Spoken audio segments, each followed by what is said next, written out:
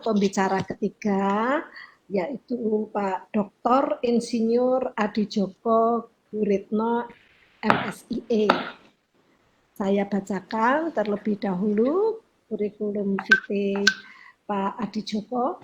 Pak Adi Djoko ini lulus dari Fakultas Teknologi Pertanian UGM dan melanjutkan gelar masternya di ITB sampai pada akhirnya memperoleh gelar doktor ini di United Graduate School of Agricultural Science, Ehime University di Jepang. Beliau saat ini menjabat sebagai Ketua Departemen Teknologi Industri Pertanian UGM, sekaligus dosen di Fakultas Teknologi Pertanian dan Fakultas Ekonomika dan Bisnis UGM. Beliau juga merupakan Ketua Umum Asosiasi Profesi Teknologi Agroindustri serta Ketua International Association of Agroindustry IAAI. Beliau aktif menjadi Komisaris PT Pagelaran dan Technical Coordinator JIKA UGM Koordinator sejak tahun 2018. Sebelumnya, beliau pernah menjadi Board Member of Professional Risk Manager Association in Indonesia, disingkat PRIMA, dan Komite Audit di PT Timah Tbk serta PT PLN.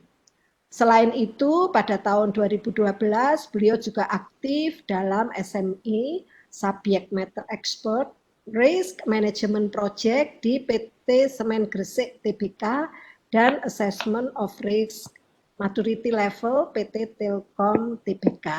Demikian kurikulum vitae Pak Dr. Insinyur Adi Djoko Guritno. Silahkan 25 menit ke depan waktu untuk Pak Adi. Monggo Pak Adi. Terima kasih Bu Trisha. Selamat siang Bapak Ibu yang saya hormati. Assalamualaikum warahmatullahi wabarakatuh. Ini maaf saya share anu saya ya. Iya. Share sendiri boleh. Iya. Soalnya kalau di panitia tidak macet lagi. Ini apa namanya? Ini loh apa namanya jaringan ini loh kok jaringannya. Kita sangat tergantung dari kekuatan jaringan ini. Iya. Saya itu yang gumun Bu Trisha dapat foto saya dapat tanah gitu. Itu zaman saya muda itu.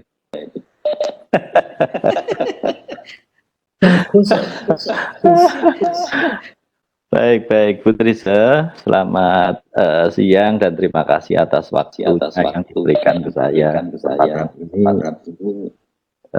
Tadi pendahulu saya luar biasa Pak Halim dan Pak Rofi sudah menyampaikan food safety. Jadi itu jadi hal yang sangat baru bagi saya karena bidang saya itu bukan food safety. Ini kok bergema kenapa ya? Iya Pak, suaranya bergema ya. Ada yang double Nah ini sudah enggak. Ada ya, yang sekarang double, sudah Pak. Ya. Jadi sesuai pesanan, jadi ini judul pesanan dari panitia, Mitigating and Adapting of Supply Chain Disruption. Jadi ditambah lagi after COVID-19, waduh berat sekali gitu. Sampai after COVID, dan sekarang COVID selesainya kapan aja belum tahu saya. Baik. Jadi dari Pak Roy tadi udah disampaikan jelas. Saya juga ingin sampaikan bahwa di EU, European Union, negara-negara Eropa memang belum ada kasus bahwa COVID itu dari makanan itu. Nanti akan saya sampaikan cuplikannya. Jadi ini juga menarik bahwa kalau kita menghadapi COVID itu yang kita khawatirkan bukan dari makanannya, tapi justru perilaku orangnya itu. Jadi benar juga bahwa food safety ya kita harus komprehensif. Bukan kalau untuk COVID justru sekarang itu lebih pada environment-nya itu yang penting yang harus dijaga. supaya kita punya trust ya dari konsumen yang menggunakan produk kita gitu. Baik, mohon waktunya ini saya ingin share sedikit-sedikit, jadi mohon maklum Bapak Ibu yang saya hormati. Jadi kalau saya bukan ahli mikrobiologi atau ahli keamanan pangan, tapi bidang saya memang supply chain dan risiko, risk and supply chain.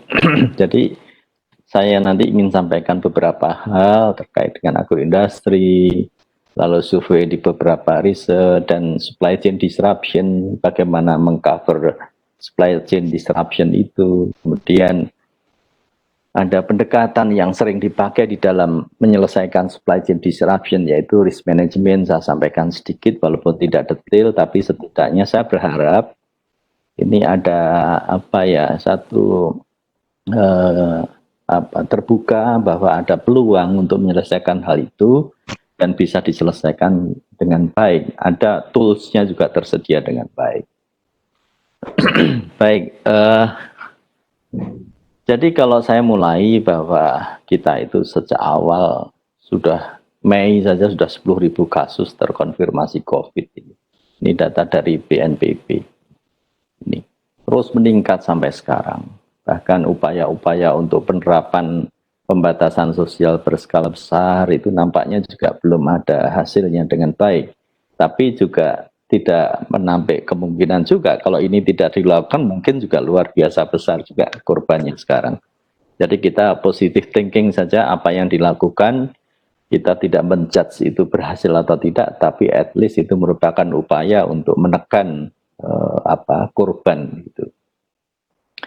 Kemudian yang menarik juga dari Satgas COVID-nya itu ingin menegaskan kembali komitmennya untuk memastikan logistik tanpa hambatan untuk kebutuhan dasar. Nah ini yang menjadikan hal penting yang dulu yang sempat kita diskusikan di banyak forum bahwa apakah betul pemerintah harus menjamin semuanya dan seterusnya. Saya pikir kalau memang itu harus dilakukan luar biasa bagaimana saya nggak bisa membayangkan saatnya di lockdown dan pemerintah diminta untuk menjamin logistik penduduknya, tidak terbayangkan apa yang bisa dilakukan, pasti sangat-sangat berat. Nah ini yang terjadi sekarang ini. Jadi pandemi yang ada sekarang ini pasti akan diikuti oleh disruption. Disruption bukan hanya masalah food safety-nya, tetapi disruption supply chain itu bisa dari pasokannya, bisa transportasinya, macam-macam nanti kita diskusikan lebih jauh. Dan at the end, perhitungannya tidak bisa tidak, seneng atau tidak seneng, itu pasti pada faktor-faktor yang terkait dengan keekonomian. Ya bisnis, ya pertumbuhan ekonomi yang sekarang ini sudah mulai kita diskusikan bahwa kita akan masuk resesi. Baik.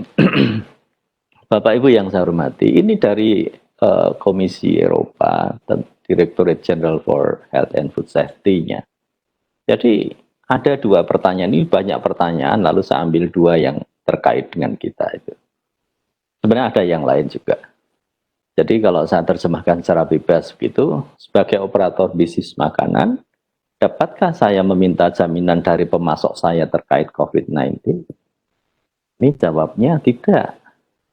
Sertifikasi bebas virus tidak dapat dibenarkan karena tidak ada bukti bahwa makanan berisiko bagi kesehatan masyarakat terkait dengan COVID-19 dan seterusnya. Nah, ini yang pertama, ini mendukung apa yang disampaikan Pak Roy tadi. Terima kasih sudah diawali. Kemudian yang kedua, apakah industri agri-food mengambil tindakan untuk menghindari makanan yang mereka produksi atau didistribusikan terkontaminasi oleh virus? Nah ini mereka mengatakan bahwa aturan kebersihan yang ketat sudah mengatur produksi makanan di Uni Eropa ini. Dan penerapannya tunduk pada kontrol resmi.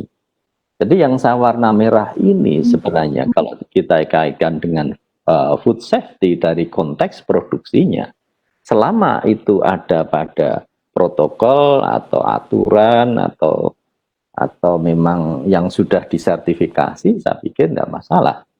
Hanya saja tadi mulai tumbuhnya itu dapur-dapur yang tidak pernah tersertifikasi yang sekarang lewat GoFood menjamur banyak sekali, tidak ada kontrol. Nah ini yang menimbulkan potensi-potensi penularan penyakit yang baru. Nah ini yang mestinya diwaspadai. Saya ingin sampaikan, ini ada satu case, misalnya ada satu pertanyaan, tanya jawab yang singkat aja. Ini user transaction itu begini ceritanya, bahwa kalau orang akan membeli, misalnya akan beli salad, oh ini dari Amerika Selatan, iya itu ada carbon footprint-nya. Dengan demikian, orang itu sampai sekarang sudah memulai pada satu era yang sangat mudah dilacak. Begitu. Jadi memang kita menyenangkan, seperti hari ini kita bisa berkumpul 200-an orang menggunakan media seperti ini. Ya memang media online menyenangkan, mudah, murah. Tetapi timbal baliknya kita tidak ada lagi sekat, termasuk produk. Jadi produk begitu kita sudah ketahuan, oh dari pabrik sana ada begini, itu nanti oleh buyer mereka tidak mau terima lagi. Nah ini transaksi ke depan itu memang selalu mencatat histori, apalagi ada histori negatif. Nah ke depan ya, jadi upaya di agroindustri ini kan pasti satu outcome yang kompetitif, tidak jago kandang. Kalau bisa kita ya ekspor, kalau bisa kita memenuhi standar permintaan sendiri, tetapi standar-standar bisa dipenuhi semuanya dengan baik. Kita sudah maklum tentang agriculture ini, low productivity sudah biasa, memang itu upayanya. Tapi yang sekarang tumbuh kan di sini, teknologi dan inovasi. Banyak sekali yang kadang-kadang juga agak tergagap menyingkapinya. Jadi sikap dari kita sendiri terhadap entah itu keamanan pangan, entah supply chain-nya, entah hal-hal yang terkait, ini sangat disruptif, tinggi sekali perubahannya, gitu. Kenapa? Ya karena orang bebas saja menawarkan secara digital itu bisa kemana saja. Tapi jangan lupa, kalau kita itu sudah dibekali jaringan dengan IoT, sehingga kita bisa melakukan tracking dengan baik. Sayangnya, kita itu bisa melakukan intervensi digital, tapi kita tidak banyak mengembangkan IoT-nya. Akibatnya apa? Lack of data. Database-nya amburadul, nggak ada. Apalagi kita sekarang rame-rame mau ngejarkan big data. Big data tanpa ada IoT ya nggak bisa. Nah inilah yang menjadi problem. Kenapa kita itu perlu menyesuaikan diri. Ya. Jadi perlu menyesuaikan diri. Misalnya saya dosen yang sudah lama itu ya tentu mau tidak mau harus mengupdate ke arah itu. Jadi ini kan perjalanan dari situasi di on farm-nya sampai ke arah pasar. Kita tumbuh sekarang di online market, gitu. Jadi mata kuliah pemasaran, mata kuliah terkait dengan retail dan seterusnya sudah berubah total sekarang dibandingkan dengan dulu, gitu. Tapi dalam perjalanan yang saya kasih kotak-kotak ini sangat berpotensi mengganggu atau munculnya gangguan-gangguan terkait dengan food safety. Ya, misalnya sekarang begini, oh ya produk saya organik, saya kasih label dan sebagainya. Klaim organik itu oleh lembaga yang memang betul-betul bisa dipercaya atau tidak. Nah dengan demikian pola sekarang mulailah bergeser bahwa oh iya konsumen itu harus dilindungi. Ya, yang memberi sertifikasi juga harus memang yang berkompeten. Saya saja kadang prihatin, pernah hidup di luar negeri, begitu membeli makanan yang halal begitu, capnya kadang-kadang antar lembaga penerbit makanan halal itu tidak saling mengakui. Malaysia, Indonesia, Australia berbeda. Padahal Al-Qurannya cuma satu gitu. Nah ini persepsi yang kalau didiskusikan nggak akan selesai. Tapi kita sebagai praktisi sekaligus juga akademisi itu juga kita harus perhatikan hal-hal seperti itu yang perlu menjadi kajian-kajian lebih lanjut gitu. Ini dari PricewaterhouseCoopers.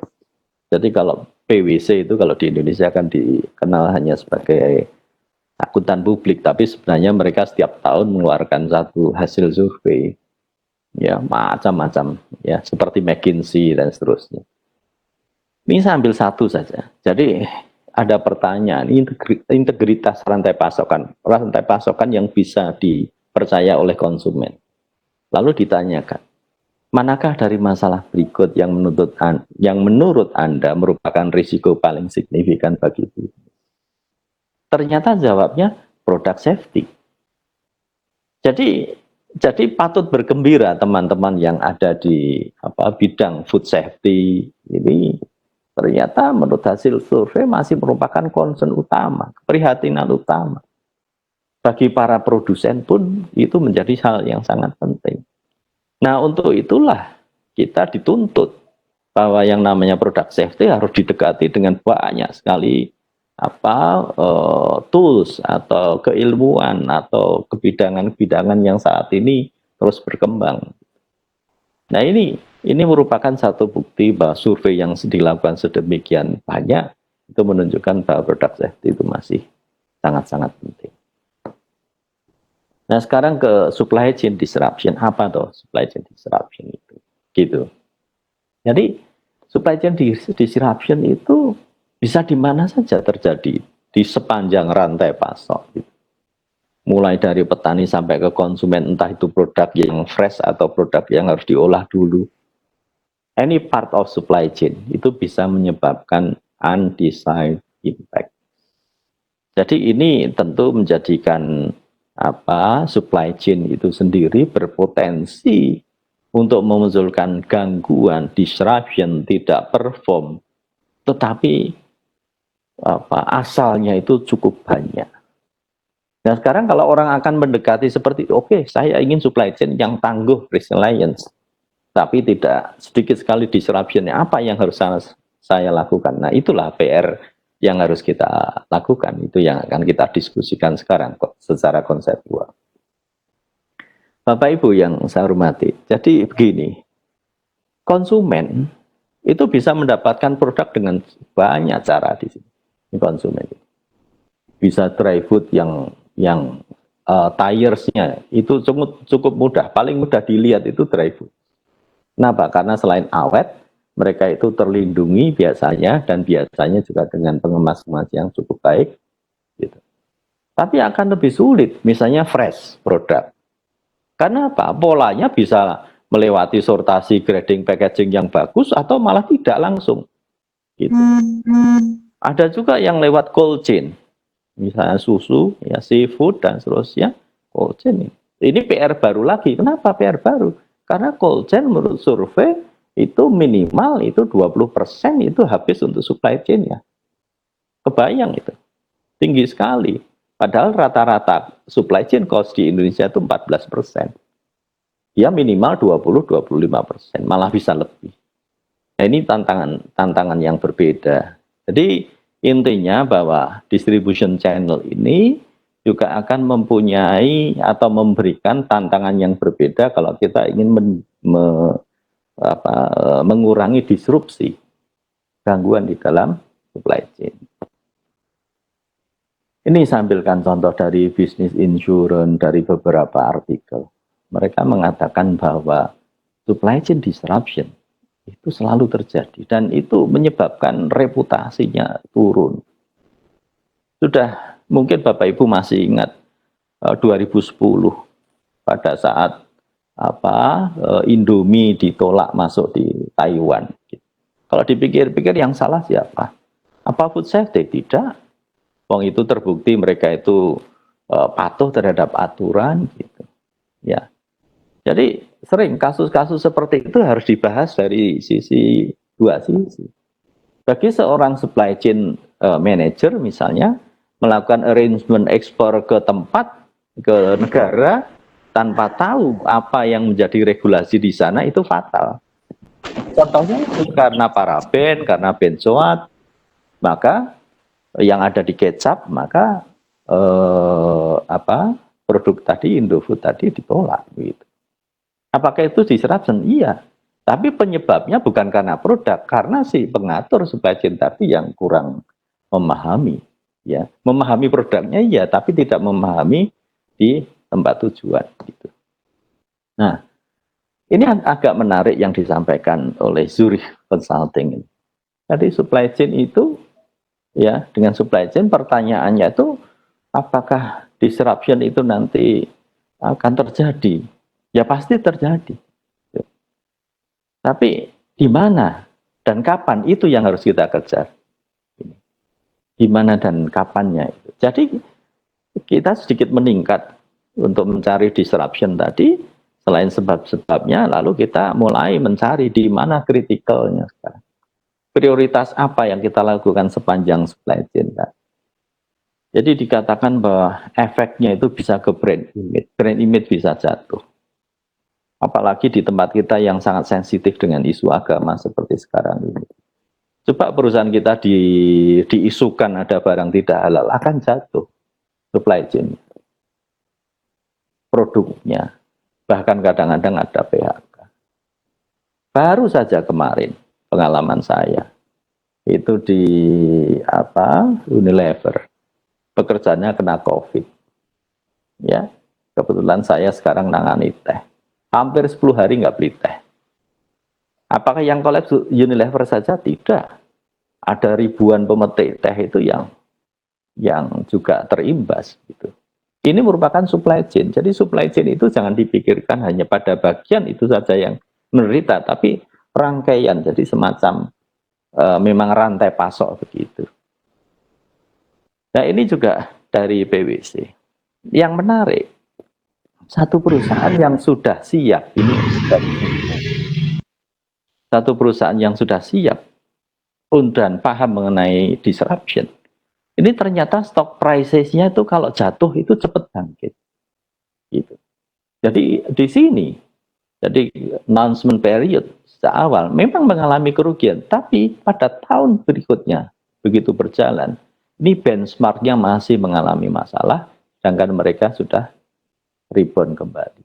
Jadi kalau digambarkan seperti ini, ada perbedaan. Jadi gangguannya bisa 19% lebih rendah. Nah tentu sekarang kita mencari supply chain disruption. Makanya sekarang itu di bisnis-bisnis sertifikasi agak quote and quote, ada orang pada mencari sertifikasi business continuity management dan seterusnya. Ya memang ada yang bagus, tapi sekarang banyak juga yang asal-asalan. Saya mengkritik itu karena memang sejak awal yang membuat ISO tentang business continuity management itu saya ikut sejak awal. Ya, ini merupakan satu hal yang banyak terjadi, lalu banyak orang tertarik untuk membuat bagaimana atau caranya supaya tidak begini, tidak begitu. Ya sah-sah saja, tapi masalah tentang integritas itu yang selalu dipertanyakan. Yang lucu konsumen di Indonesia itu begini, ini ada hasil survei dari Bibli, Bukalapak, JDID, Lazada, Shopee, Tokopedia. Jadi konsumen Indonesia itu memang karakternya bagus. Bagus menurut quote and quote gitu. Kenapa? Dia tuh minta barangnya murah, pilihannya banyak, dan minta reputasinya bagus. Dia nggak begitu peduli. Yang namanya servis itu nomor 2. Gitu. Jadi seperti good customer service, pengiriman cepat, free delivery gitu, nanti dulu itu. Apalagi ditanya tentang loyalty program dan seterusnya. Enggak. Jadi ini khas di mana satu konsumen di Indonesia yang seringkali kita juga harus baca. Lah kalau good reputation, sedangkan supply chain kita itu pernah mengalami disruption dan itu muncul seperti anak muda sekarang lah. Makan di satu tempat lalu dia sangat tidak puas dengan harga makanan, dikiranya terlalu mahal atau sebab lain. Begitu dengan mudah dia mempotret, disebarkan, kemudian begitu. Apa akhirnya? Reputasi restoran tersebut cepat sekali jatuh. Itu nggak bertanggung jawab, iya. Tetapi akibat era digitalisasi itu yang sekarang muncul ini, yang diserang di sininya. Gitu. Maka kita harus hati-hati betul untuk good reputation ini. Nah ini food safety di sini. Jadi Food safety banyak sekali di ISO apa yang mengaturnya ya. Ada transportasi, quality, material, equipment, proses. Ini kan hal-hal yang terkait dengan food safety yang bisa memunculkan hazard, bisa memunculkan barang yang sudah baik menjadi tidak baik atau tidak safe lagi. Ya, kalau di beberapa tempat wajib ada halalnya, ya sah-sah saja. Ada hazardusnya, ada inspeksinya harus benar dan seterusnya. Ada sertifikasi. Nah ini memang kalau dikembangkan lebih jauh, memang secara makro yang kita inginkan ada food secure dan livelihood. Jadi kalau food security ya kita harus menambahkan masalah availability, ketersediaan. Jadi ini kok double ya, ada ketersediaan availability, entah itu dimanapun produk tadi available. Yang kedua sustain. Jadi keberlanjutannya ada. Nah ini memang menjadi PR yang mestinya menjadi satu rangkaian. Teman-teman yang memang kebidangannya food safety, maka teman-teman juga yang ada di food security, itu berpikirnya tidak parsial, tetapi kalau bisa itu saling menunjang. Ya supaya apa? Tadi sampaikan Pak Roy, kalau makanan itu sendiri tidak baik, ya itu bukan makanan. Sama, sampai di food security sini, kalau ininya tidak baik, ya toh ada availability, sustainability, sama beras bulog yang berputar berkali-kali dibagikan ke pegawai negeri zaman dulu. Akhirnya apa? Availability ada, sustainability ada, tapi tidak safety. Nah ini yang dua kebidangan yang saling membutuhkan. Kita bicara tentang resilience, yang ketangguhan. Ini kan supply chain. Ini yang saya kasih merah-merah ini kemungkinan ada disruptif. Ya, disruptif itu bisa di mana-mana, bisa di transportasinya, di alat transportasinya, di prosesnya juga bisa, macam-macam. Tapi di lingkungan juga bisa. Ini yang kita sekarang banyak diskusikan kan VUG, ya, vulnerability, ya, uncertainty, ya, di sini sampai nanti akan saya jelaskan. Jadi VUG itu lingkungan yang harus kita jaga supaya juga tidak menjadikan itu penyebab disrupsi.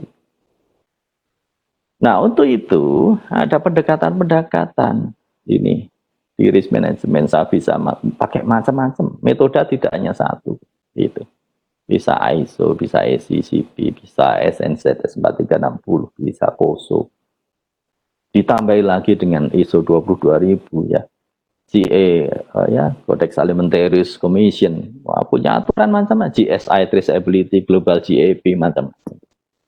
Nah, semakin ketat seperti ini akan menjadikan ini lebih resilient.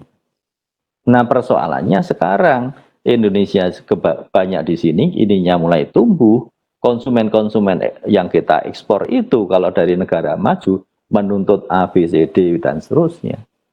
Ya memang situasinya seperti itu karena mereka akan membeli produk yang betul-betul baik. Gitu. Nah, ini pengalaman saya begini, misalnya saya pernah beberapa kali melakukan penelitian fresh vegetable misalnya, dari petani ke kelompok, ke middleman, ke ini ada B2B consumers, ya belinya dalam jumlah banyak, di point of sale lalu konsum. Ini yang saya kasih merah-merah ini penyebab. Jadi ke arah hulunya, memang di sini semakin banyak hal-hal yang bisa menyebabkan disruption. Ya entah kualitas, entah yang lain sebab-sebab itu. Karena apa? Memang dari farmers itu, dari petani menuju ke sini mulai ada aktivitas-aktivitas penyortiran, aktivitas pembersihan dan seterusnya. Tapi yang menarik dari pengalaman itu, setelah ada middleman itu menuju ke konsumen, perilaku disruption itu beda. Mulailah di sini B2B, middleman dan seterusnya mulai memainkan produk yang belum matang tepat waktunya dikasih asetilin, dikasih lilin untuk supaya awet, kadang ada pakai pewarna dan seterusnya. Jadi sudah nggak natural lagi. Semakin lama semakin banyak di sini. Sehingga di tier terakhir ini konsumen inilah yang harus dilindungi pertama dari food safety. Gitu. Sedangkan yang lain itu lebih pada awareness. Ya harus sadar, disertifikasi, harus diyakinkan. Kesadaran untuk ini harus ditumbuhkan. Kenapa saya tidak ngasih warna yang di farms? Ini biasanya yuk, petani itu lugu.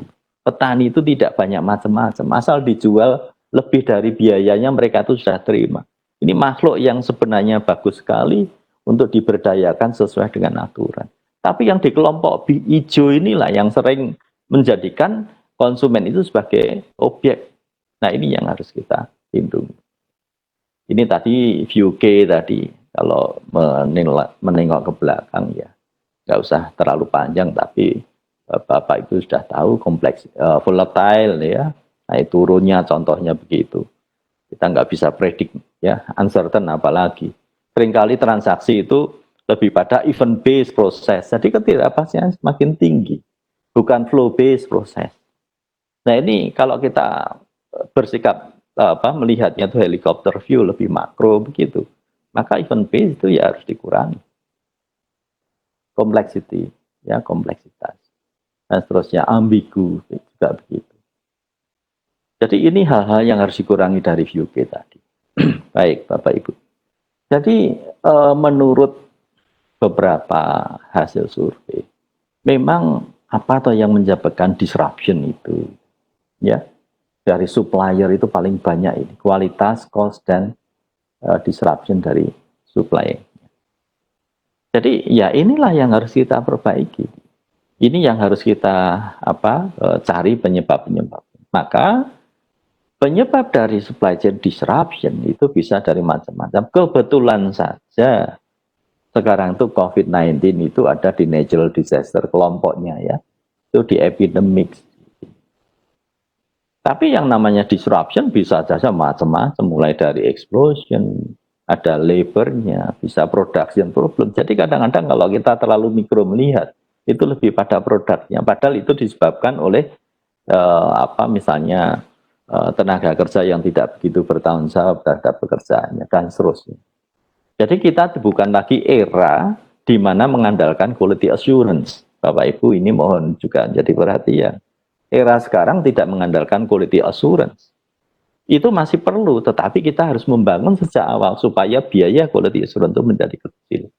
Inspection itu harus menjadi lebih. Nah kalau diskusi tentang disruption itu sendiri bisa saya bagi dua. Yang satu tuh pre, yang satu post.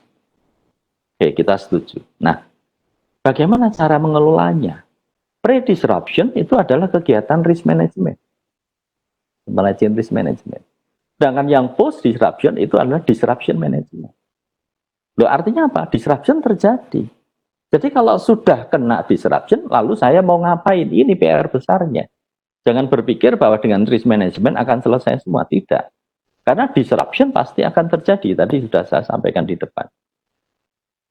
Nah, untuk itu ada 3 hal besar yang harus kita lihat. Yang pertama, kita harus bisa mapping supply chain dulu. Kritikalnya di mana, ya, critical point-nya di mana. Lalu kita cari suppliernya dari siapa. Kadang-kadang kita perlu tahu, ini suppliernya supply dari siapa, suppliernya supplier dari mana. Oh, si supplier ini dapat barang dari mana, gitu. Nah ini yang Pak Adi mohon. Iya, dipercepat, ya. Jadi kemudian apply risk. Tunggu Pak Lili. Jadi ini kalau dari integrated-nya saya kira ini menjadi 2 loop gitu, 2 loop. Nah, ini sudah saya sampaikan bahwa mulai dari identifikasi kita menghitung likelihood impact-nya, kita melakukan treatment. Nah, seringkali ini masuk ke disruption. Lalu apa yang kita lakukan ini satu persatu sudah saya siapkan ini. Apa yang akan dilakukan? Kita bisa berdiskusi ini lebih detail lagi. Ini 2 hal yang berbeda yang kita bisa selesaikan. Nah, di dalam konteks risk management kita seharusnya bisa melakukan prioritasi. Jadi dari yang sudah saya jelaskan tadi menuju map-nya. Map-nya apa? Kalau secara umum hanya membagi ini cukup tidak. Kita harus bisa melakukan satu upaya manajemen risiko itu lebih baik. Mana yang harus saya insurance transfer risk? Karena perusahaan terlalu gede kalau nanggung, misalnya kecelakaan. Manage risk-nya mana, avoid risk-nya mana. Nah ini saya hitung dengan detection-nya akan keluar risk probability number-nya. Oke, nah ini Mungkin 2 slide terakhir dari perhitungan tadi, dari mapping tadi, ini penyebab disruptors ini. Ini yang saya merah-merah ini. Lalu kita mau apa? Gitu. Optionnya kita masuk menyelesaikan, atau kita menghitung exposure-nya maju atau mundur, gitu, atau exit ini. Sehingga eksekusinya kita bisa memilih di antara itu. Operasinya kita beresi, fundingnya, stakeholder manager, atau malah interim, kita ganti orangnya, atau kita malah disposal, kita mundur akuisisi. Nah, ini adalah pilihan-pilihan dari bagaimana mengelola. Nah, terakhir, closing remarks, saya tidak ingin dalam bentuk kata-kata, tapi gambar. Kalau kita ingin dari supply chain integrity, kita masuk di beberapa hal ini. Kita harus mencari root cause-nya, menganalisis, kemudian ini harus ke common cause. Orang satu organisasi itu harus disadarkan, kita ada masalah di sini. Ini kemudian outcome dan result potensialnya apa, menyelesaikan dan apply for business continuity. Ini ada sendiri ilmunya sebenarnya, business continuity management. Maka selalu saya ingat ini, selalu saya kasih ke mahasiswa saja. Kalau kamu pengen jadi leader, kamu harus bisa inovasi. Kalau kamu hanya ngikut saja, kamu tuh sebenarnya hanya hidup menjadi seorang follower. Saya kira begitu Bu Trisha, matur nuwun, mohon maaf kalau waktunya melonjak. Terima kasih, mohon maaf kalau ada yang kurang. Assalamualaikum warahmatullahi wabarakatuh.